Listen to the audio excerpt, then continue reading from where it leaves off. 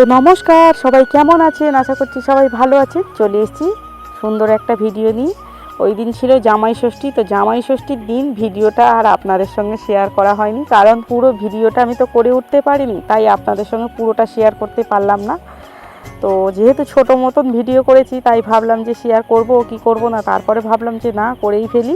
যতটুকু করেছি আপনাদের সঙ্গে ততটুকুই শেয়ার করি।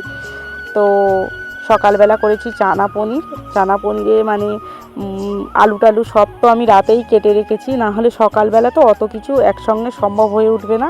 তারপর পুজোর জোগাড় আছে, অনেক কিছু ব্যাপার আছে, তো তাই জামাই ষষ্ঠীর দিনে অনেকটাই দেরি হয়ে যায়। সকাল থেকে তো নানা রকম কাজ লেগেই থাকে। আর আমাদের বাড়িতে তো অনেক লোকজন খায়, প্রায় 30 জনের মতন খাওয়া দাওয়া হয়, তো তার জন্য একটু দেরিই হয় জানেন। তো বেশি লোকের রান্না যেহেতু একটু বেশিই দেরি হয়, যেহেতু যদি 3-4 জনের রান্না হতো বা 5-6 জনের রান্না হতো অত কিন্তু দেরি হয় না। তো যত বেশি লোক ততই কিন্তু বেশি দেরি। তো এইদিকে আমার তরকারি হয়ে গেছে, লুচিগুলো ভেজে নিলেই হয়ে যাবে।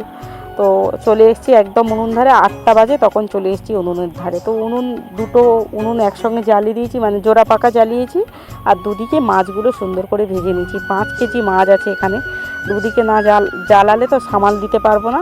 আমের চাটনি হবে, চিকেন হবে, মাটন হবে, মাছের ঝাল হবে, আরও নানা রকম মানে ভাজাভুজি হবে। তো সব ভিডিও আপনাদের সঙ্গে তো শেয়ার করতে পারলাম না, যতটুকু পেরেছি আপনাদের সঙ্গে শেয়ার করলাম। কেমন লাগলো প্লিজ কমেন্টে জানাবেন। সবাই ভালো থাকবেন।